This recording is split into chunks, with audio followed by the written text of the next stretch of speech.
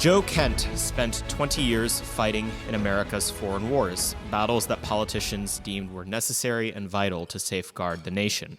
When he was 18, he enlisted in the Army as an infantryman and earned his way into the Ranger Regiment and then the Special Forces. After 9/11, he volunteered at every opportunity he had to serve in combat. This resulted in nearly 20 years of service and 11 combat deployments. Everything changed on January 16th, 2019, when his wife, Shannon Kent, was killed fighting ISIS in Syria. And so Joe returned home to raise their two young sons in Yakult, Washington. In over 20 years of fighting on the battlefields and through his wife's death, he knows what it's like to be on the receiving end of failed foreign policy. He is now a candidate for Congress in Washington's 3rd Congressional District, and because of a last-minute emergency, he joins us by video. Please give it up for Joe Kent.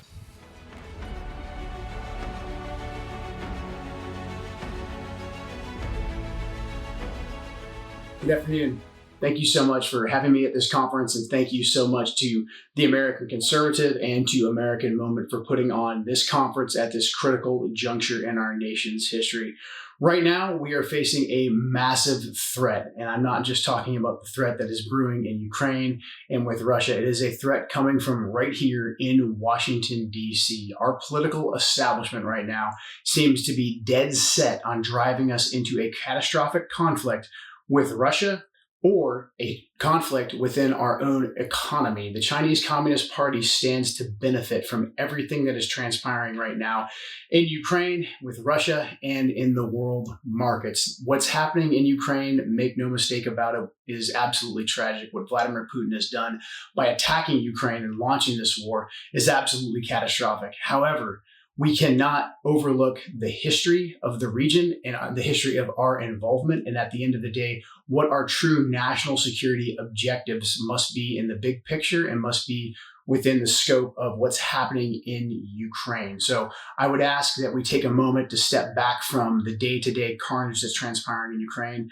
and look at what our national interests are. Now, what's happening in Ukraine, as I said, it is absolutely tragic. The slaughtering of innocent civilians, the unprovoked military attack, that is definitely something that we should condemn in the strongest possible way. However, the U.S. government and the political establishment, we are not clean of involvement in this action. So the West has been pushing up onto the borders of Russia via Ukraine now for quite some time. Most notably, the 2014 Maidan Revolution.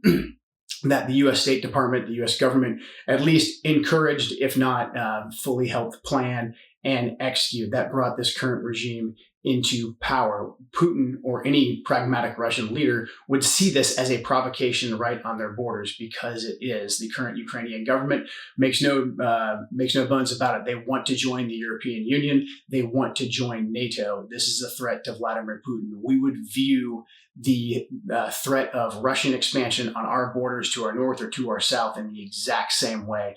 So what's happened right now with Russia attacking Ukraine has resulted in the current carnage that we're seeing. Unfortunately, we have members of our national security establishment that think the thing that we need to do is to conduct some form of a military operation. Now, whether that is just sending in lethal aid or whether that's sending in actual combat power in the form of a no-fly zone or cyber attacks. These things are very dangerous. They are provocations. They will put us on a path to war with Russia, a nuclear-armed superpower. We have many in our national security establishment that seem to think that our last 2 decades of interventions in the Middle East, we can follow that exact same playbook in a place like Ukraine against an enemy like Russia. This, at every level, is pure insanity. Number one, our involvement in the Middle East only resulted in disaster after disaster that we're still paying the price for today. Our operations simply were not successful. As a veteran of those wars, I wish I could come to you today and say that those wars were successful. We have a template for dealing with these problems, and we should just continue to follow our tried and true playbook of supporting democracies wherever they may be, even if we have to manufacture them. However, the results don't lie. Despite all of our efforts, despite trillions spent, despite thousands of my brothers and sisters and even my late wife lying in Section 60 in Arlington National Cemetery, our current national security strategy has gotten us absolutely nowhere. So it's time for us to be sober and to be pragmatic and to think big picture and to think of new ways we can achieve our national security objectives.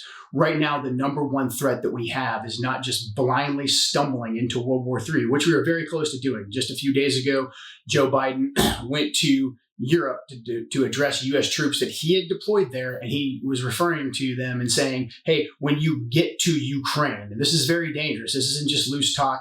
It's easy to laugh off because of Joe Biden's obvious mental decline, but our enemies are watching. He's telling troops that are sitting on the border of Ukraine, when you get to Ukraine, and he's deployed lots of troops to that region. We've deployed billions and billions of dollars of U.S. lethal aid that's being used to kill Russian troops right now. We have imposed crippling sanctions on Russia. We've kicked them off the SWIFT system. We've essentially kicked them out of the world economy. And we even have Joe Biden referring to Vladimir Putin as a war criminal. This language is very dangerous and very specific. Other people that have been referred to as war criminals recently, Muammar Gaddafi of Libya, Saddam Hussein of Iraq come to mind, and they met their demise at the hands of U.S. intervention and a brutal death at the hands of their own people. So when we speak to Putin this way, he is listening, and we are backing him into a corner where the only path to him breaking free from this is continued military intervention in Ukraine, continuing to slaughter the very same Ukrainians that we claim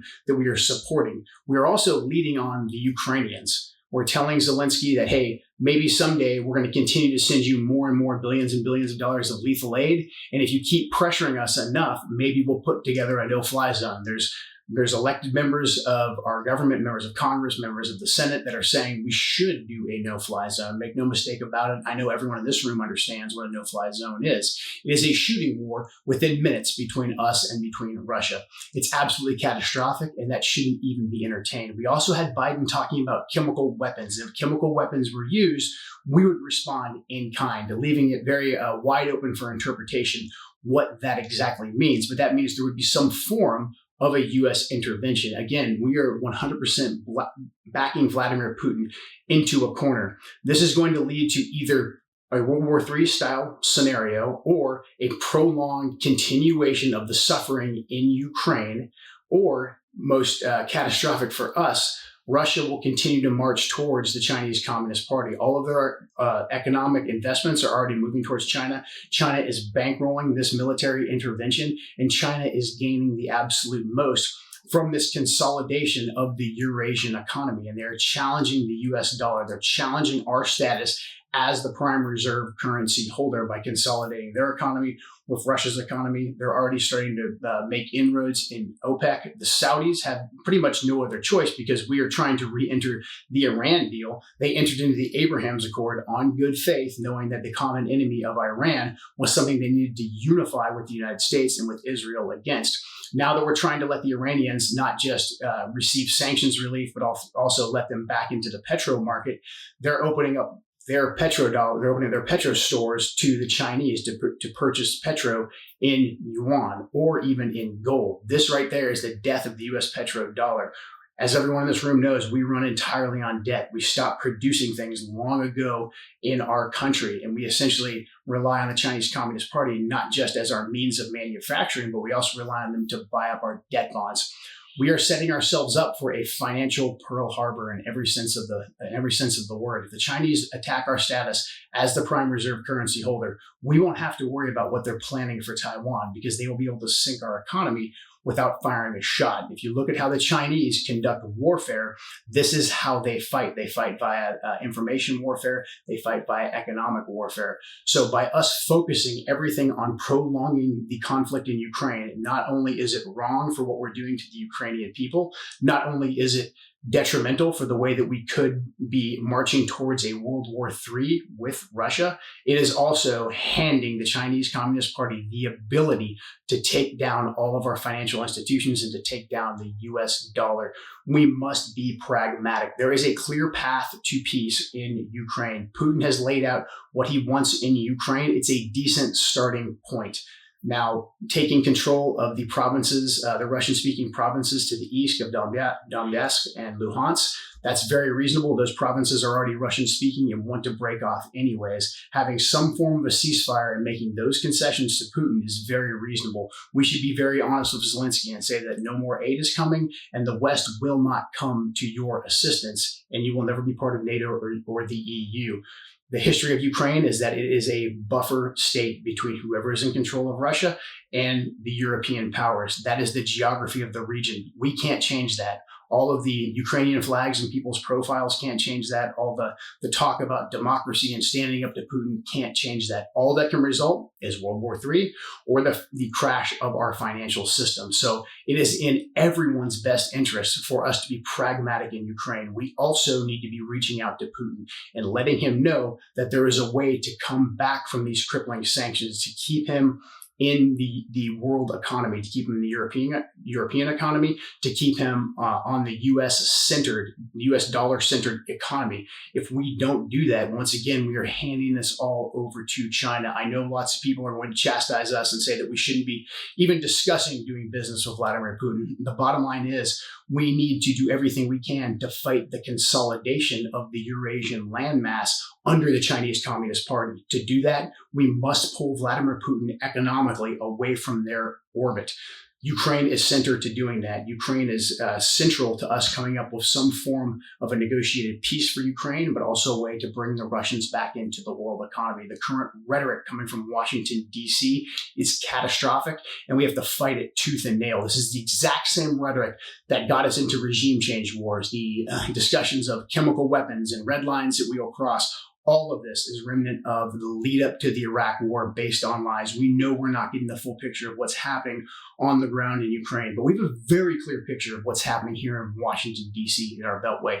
The same cast of characters that cheerled regime change war after regime change war, nation building endeavor after nation building endeavor, they're back at it again. And for very, very devious reasons. The vast majority of them, part of the Democrat apparatus, they want to distract from everything that's happening right here in America. All the failings, all the hyperinflation, the COVID narrative imploding. Ukraine and war is a great way for them to distract from that. The neocons on the right, they want back into another war, another final showdown where they can finally exercise their grand strategy of spreading democracy via the barrel of a gun. It didn't work in the Middle East, but maybe this time it will work in Ukraine.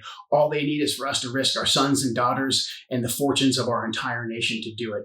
We have to take these people, we have to take the keys away from them. They have been drunk for way too long. They must be cut off. They're power drunk, they are bloodthirsty, and they cannot be trusted. Right now, what Congress is doing, what our ruling class is doing, is absolutely disastrous and irresponsible. Joe Biden is sleepwalking us towards war. Congress is derelict in their duties. They continue to fund more lethal aid going to Vladimir Putin. Members of Congress freely discuss no-fly zones. Lindsey Graham in the Senate discussing assassinating Vladimir Putin. All of these are massive escalations without the one thing that's dictated by the Constitution for Congress to do, and that is to actually have a war powers debate.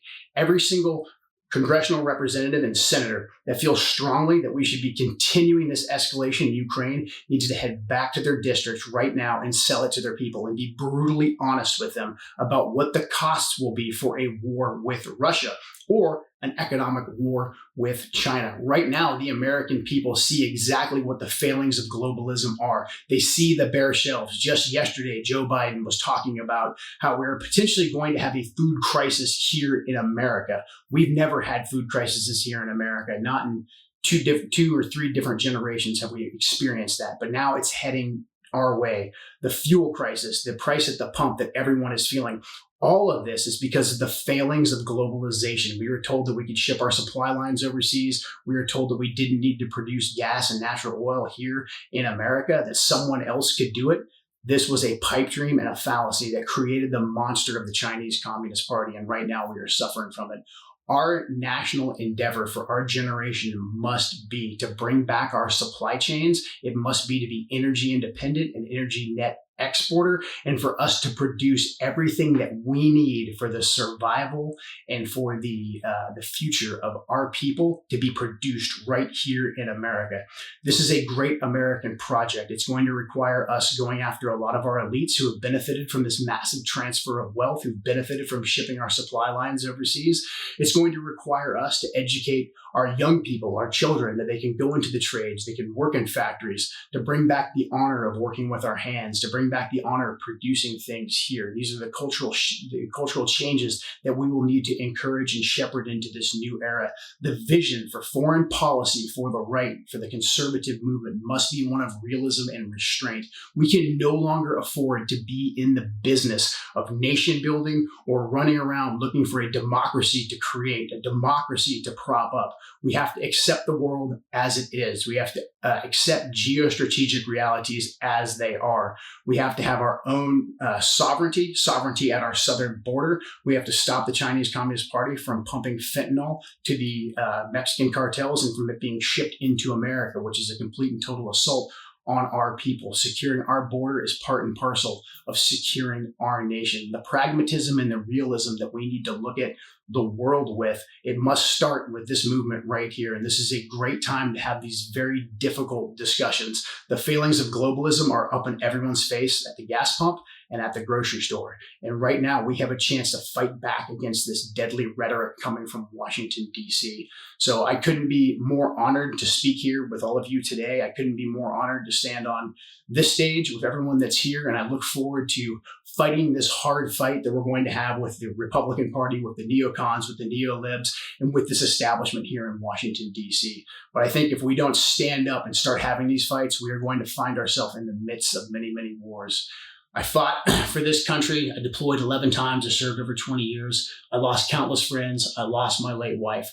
If we are going to gain anything from the sacrifices and from the blood and from the treasure of the last 20 years, we must learn hard lessons and move forward and not repeat the same mistakes that got us to this point right now. So I couldn't be more honored to be here. Thank you all very much. God bless you and God bless America.